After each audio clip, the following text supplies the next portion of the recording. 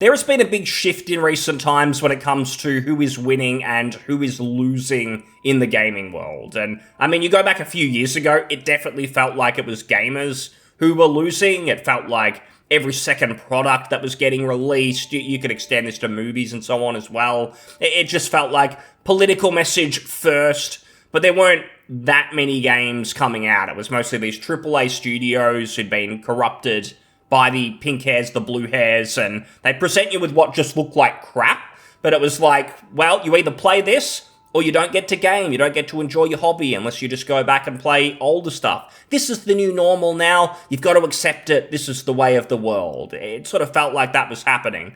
Then things changed, I think. There was a big cultural shift, people were speaking their minds a bit more, and all the games that should fail, that just looked like slop, rubbish, common sense prevailed, and we've seen the last couple of years, the Concords, the Sweet Baby Inc. games and everything, all just massively flopped, and the industry is being forced to change. I think that'll still take some time as new projects get green-lit. A lot of these titles take half a decade or more to actually develop, but it's clear that the pink-haired, blue-haired people who were controlling the industry, they're on the way out. People don't care about them, and the company executives can see that listening to them is just going to lead to the industry failing. You're not going to make any money.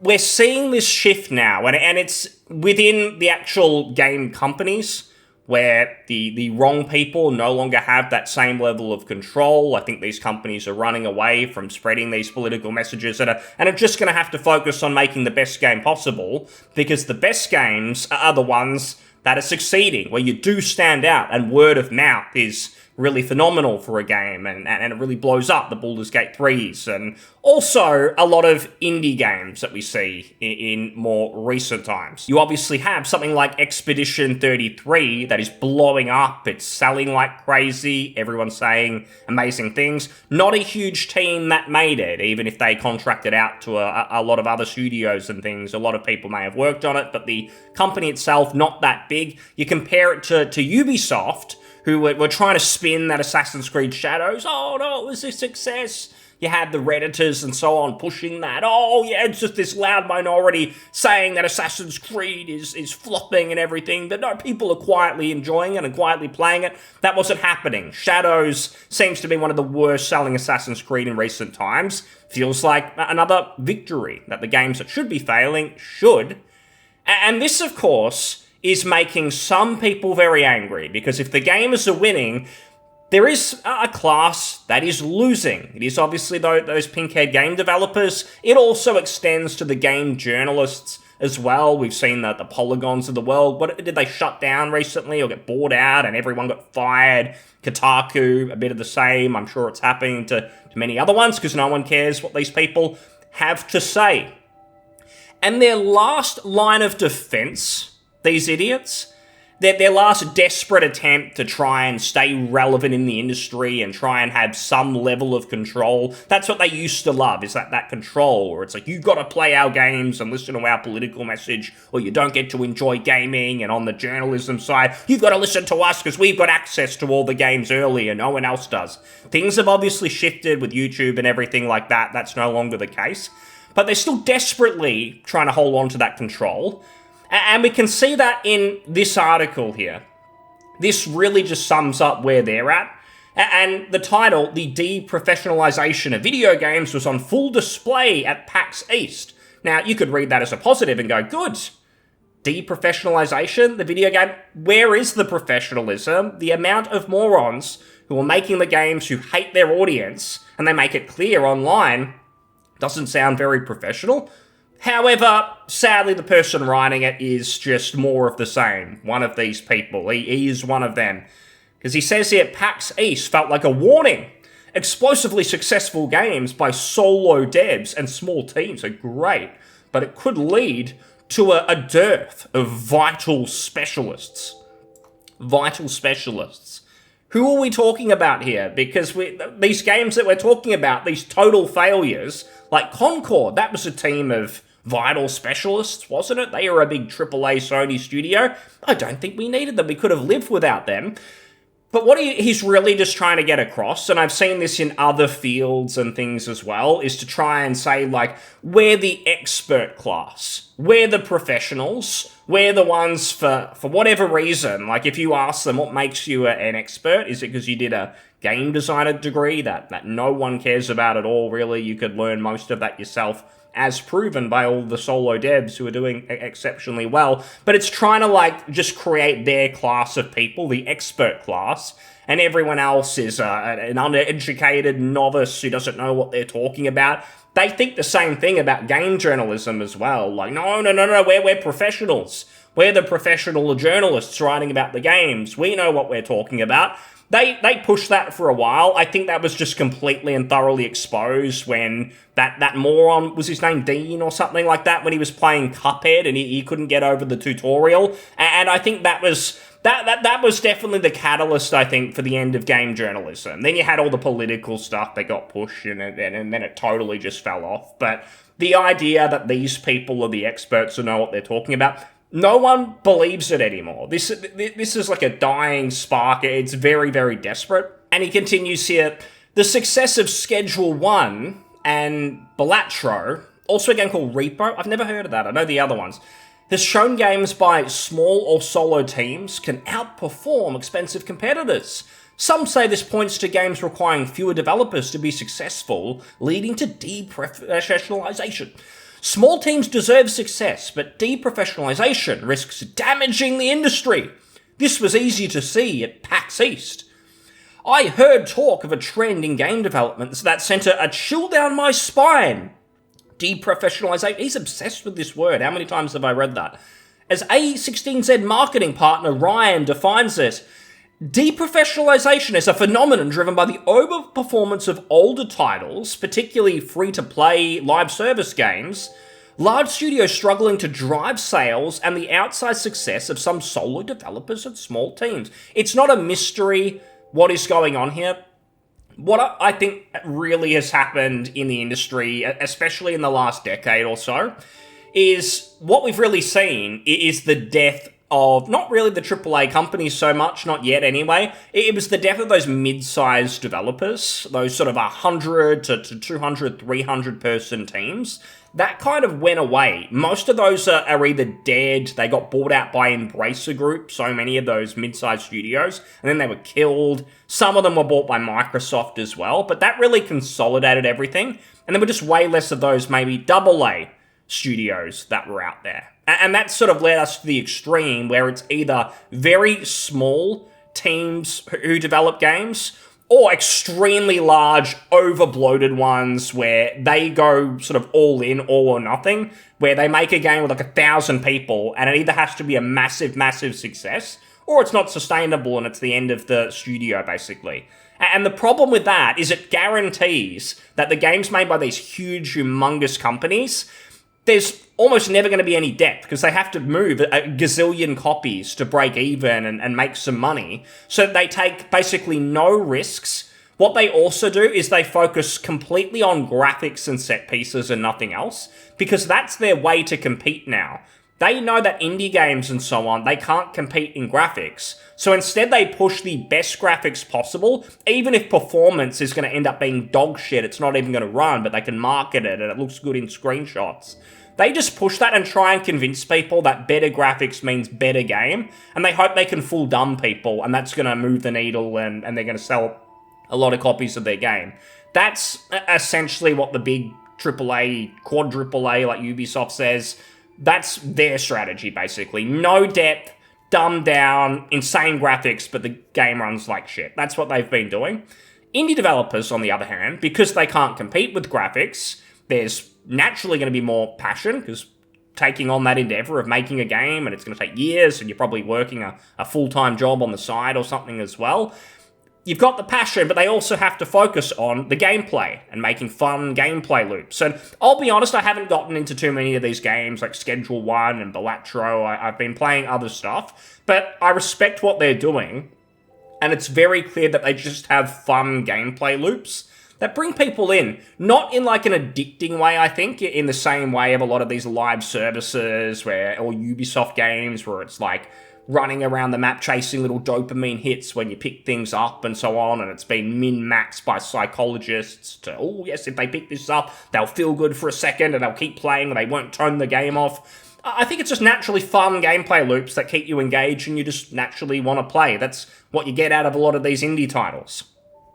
But this guy goes on here, these three forces, he argues, will combine to drive career professionals from the traditional professionalized side of the gaming industry. Oh no, they're going to leave? They're going to leave Ubisoft and Activision or whatever?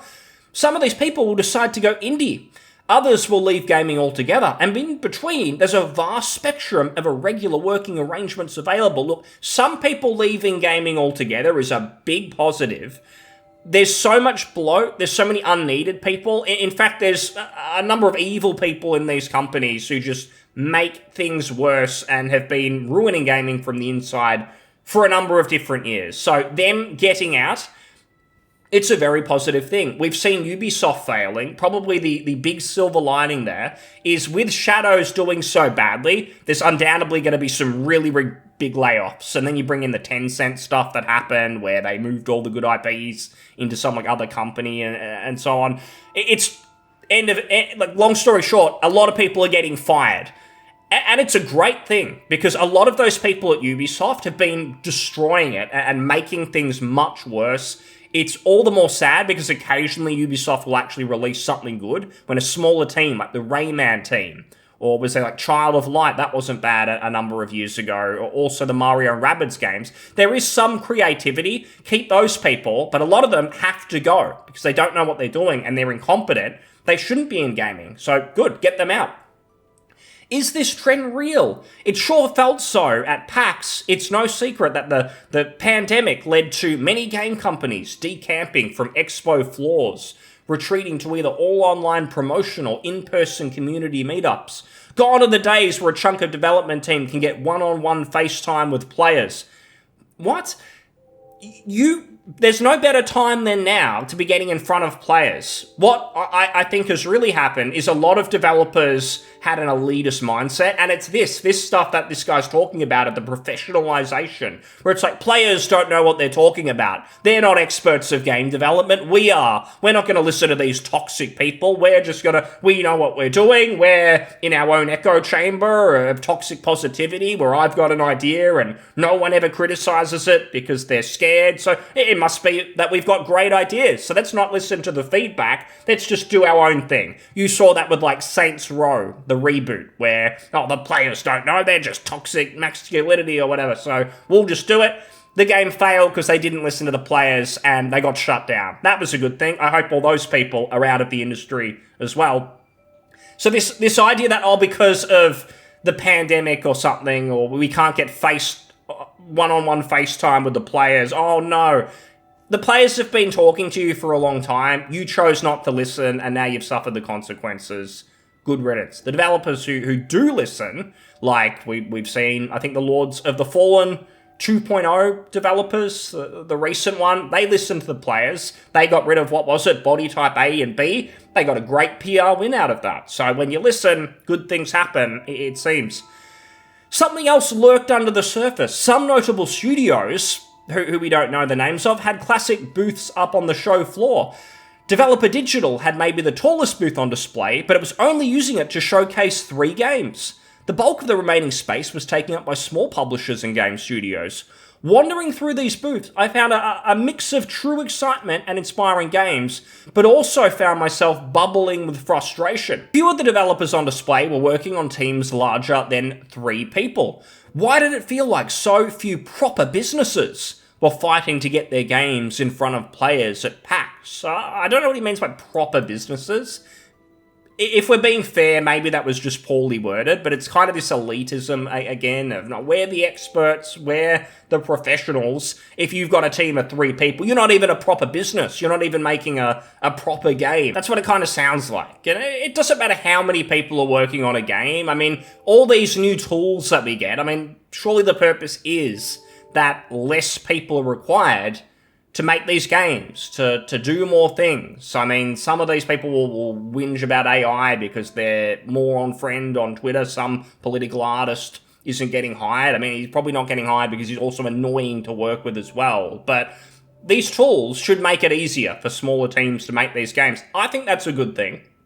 I think it's better if it's more open, if more people can make games. And it's not like these small teams are just always having success. Like, for every Schedule 1 or Stardew Valley or whatever it is, there's a million games flooding on Steam that get pretty much nowhere. I mean, at the end of the day, most of these are hobby projects, and occasionally someone strikes gold and gets super rich and super successful. I mean, it's not like it's a lottery. Like, the games that do well usually do well for a reason, but it's still not easy. Like, there is a lot of competition there, and then you hear about proper businesses, like these big companies who they're well structured and they've got the right people in there because they're my friends in the Twitter world and in the gaming circles, these echo chambers, they should be doing well because they're proper businesses.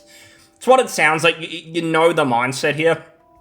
Speaking with Rigney and other developers, I sense that deprofessionalization, it's not just a catchy phrase, it sounds like it, to describe demand-side economics in game industry hiring. It's a frustrating reality that may undervalue games from big and small teams alike. What does that mean? It just sounds like he doesn't want to say the truth, what he's really thinking, which is, hey, we used to control the industry. It was only us who made the games for the most part because indie just wasn't really far enough along to have the traction for those games to kind of replace the big AAA offerings. Now that's happening. A lot of people realize, hey, we don't need the latest Assassin's Creed. It's shit. It's the same thing over and over. You take no risks. You're hopeless. We're going to play something else. We don't care about you anymore. And then rather than just being honest and crying about that and just saying the truth, it's this whole, it's deprofessionalization. We're undervaluing games from big and small teams alike. What are you talking about? Rigney offers some extra nuance on this theory. In an email exchange we had before PAX, he predicted that marketing roles at studios would be the first on the chopping block, followed by roles that seem replaceable to management. There's a lot of idiots in the marketing profession who don't know anything, and it's like this. I'm the expert because I've got the big marketing degree, and then they come in and their whole job is like updating LinkedIn every couple of days or making a Facebook post or an Instagram post. And that's the extent of it. And they're not even reaching new people. They're just talking to the existing audience. No one new is finding them. Lot of morons in that professional. Not everyone. There's obviously some people who do know what they're doing. They're probably not working in gaming because we've seen how bad some of the marketing has been. In recent times, it's very clear that positive word of mouth is the winner. And that's how your game blows up. Those indie games, they didn't have a marketing budget. They blew up because some people gave them a chance, and then it just spiraled in a positive way from there. And the dominoes started to flip. Everyone starts talking about it, and suddenly they're the next big thing. And that's why these marketing people, they're not so necessary. They're not having much success because you can't really influence or trick people into playing and liking your game. It's got to be good. It's got to be fantastic. You've still got to reach people so that they know about it, like Baldur's Gate 3 or something.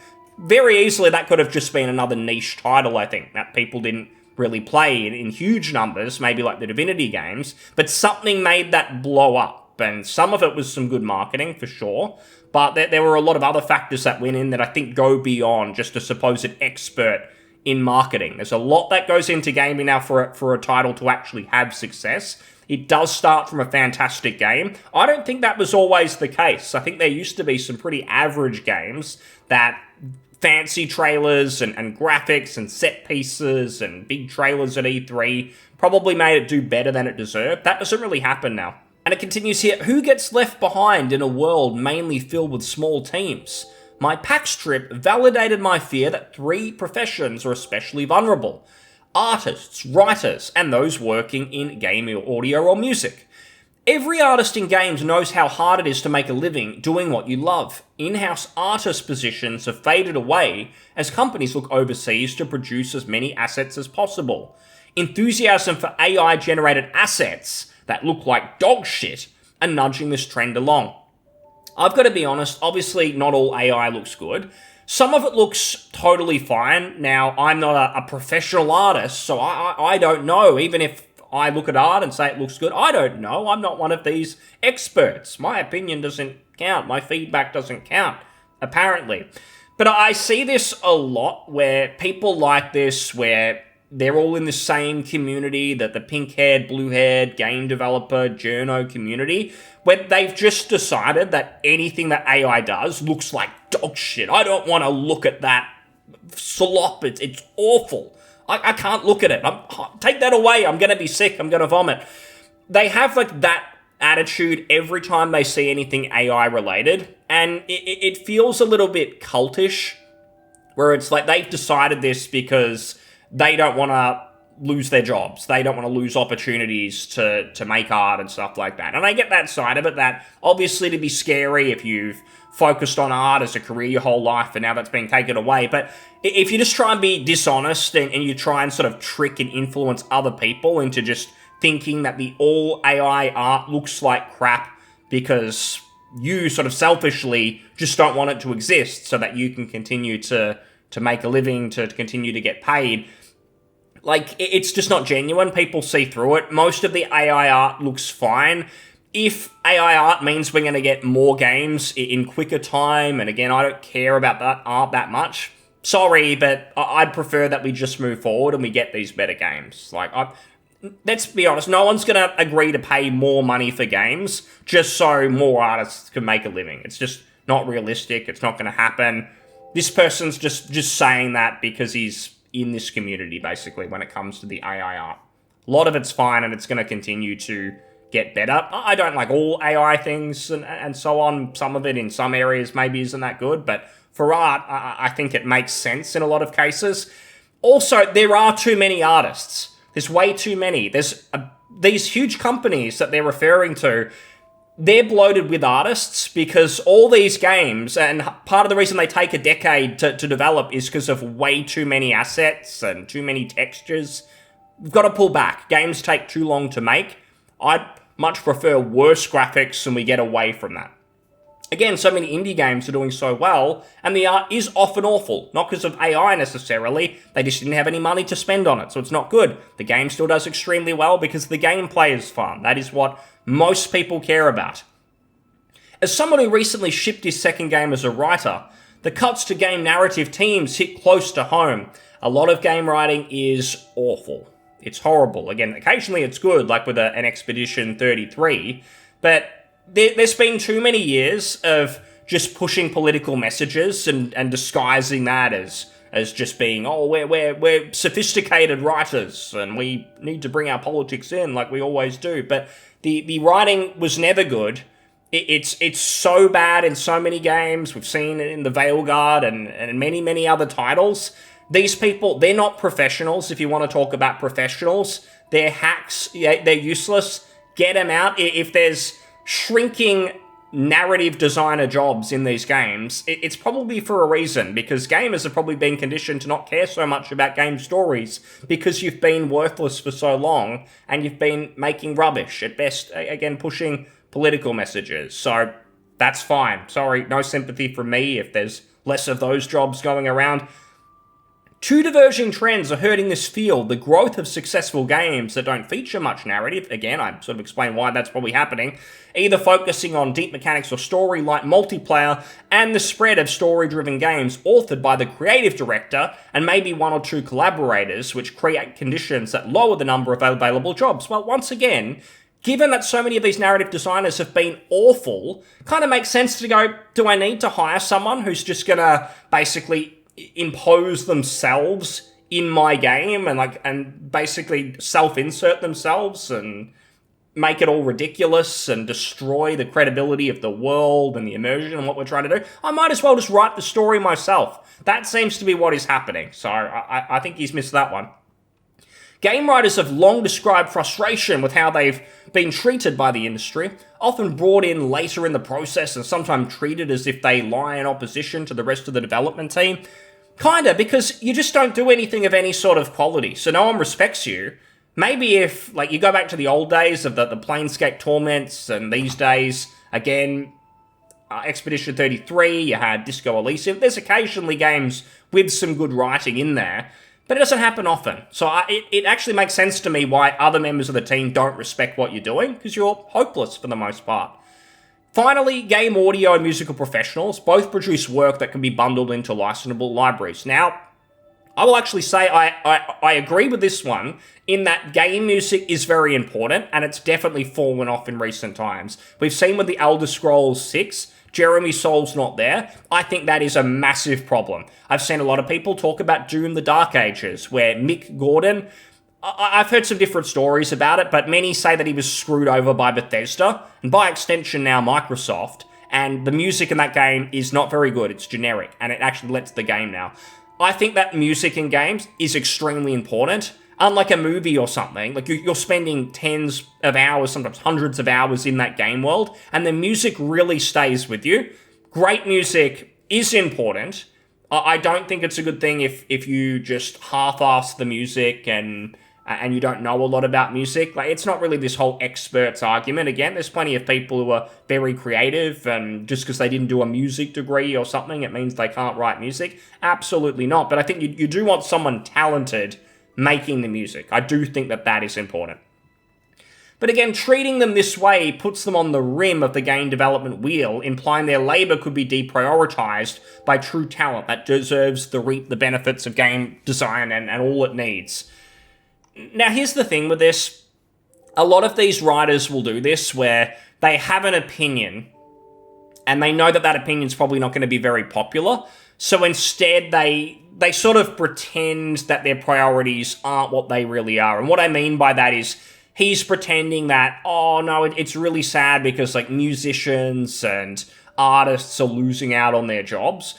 But he made himself very clear with his whole deprofessionalization thing, where what these people are really upset about is just the idea that gamers now have choice, and we don't have to play and buy the slop from the big AAA studios, where the pink and blue hairs had control for the longest time, and they were trying to basically hold gaming hostage. They got into the field, not because they liked gaming, but they saw a great way to spread their message onto maybe some impressionable people, some of who are quite young, and they don't really know what politics is necessarily, so that they hope to trick those people by disguising a game like Veilguard as an entertainment product, but really it's just trying to influence your thinking, and the whole thing is just creepy and weird, and no one wants it, which is why it has been thoroughly rejected. So there's been these indie games, and I think the big thing is indie games have allowed people to see another side to gaming and go, hey, gaming can still be fun. There's no reason why it can't still be fun. The bullshit arguments that people used to come up with, like, oh, you're just older now, and you've got nostalgia goggles of the old days, but gaming hasn't really changed. You've changed. That's all that's happening. But then the same people play these indie games and go, actually, no, I still love gaming. I still enjoy it. It's the big AAA games that are shit, and they're getting worse, and the people working on them are clowns, don't know what they're doing, and they're actually destroying gaming. And now more recently, people have put their foot down and go, no, I'm not buying the latest piece of crap, Ubisoft, or some of these Sony games like Concord and so on. I've had enough of them. I'm not going to buy it just because it's the latest release, and I used to be in the habit of buying the next big thing. I don't want that. I don't need that. Too bad. So those games are failing. It means more people are getting fired. It means the companies are realizing, hey, these, as he says, vital specialists, they don't really specialize in anything. They only specialize in losing us money because every decision, every instinct they have is wrong, totally hopeless. Let's get them out. They're not experts. They're stupid people. It's happening in the game design field, obviously game journalism as well, and these people feel very vulnerable because they had the control. Now people have seen through it. We don't need you. Get out permanently. Find some other industry, some other hobby that I don't care about. Infect that instead and ruin that instead. Stay away from gaming. It's good to see that these people continue to lose. I think that's going to continue because there's so many games from the blue hairs that haven't actually come out yet. But they will come out because games take so long to make. So think about the games that started development in like 2020, 2021, when they thought they could keep getting away with this, pushing just nonsense in games. Those will still come out at some stage in the next year or two. Marathon, for instance, from Bungie, is looking like the next big flop it's got some of that DNA. There's rumors that the Bungie team are scared. They see that it's going to be a flop and they're worried they're going to get closed down. If that happens, sucks to be them. They deserve it because they, like a lot of these other studios, were pushing that bullshit and now they're going to face the consequences. The right games seem to be succeeding regardless of team size. That's a good thing. Thanks for listening. I'll see you on the next one. Cheers.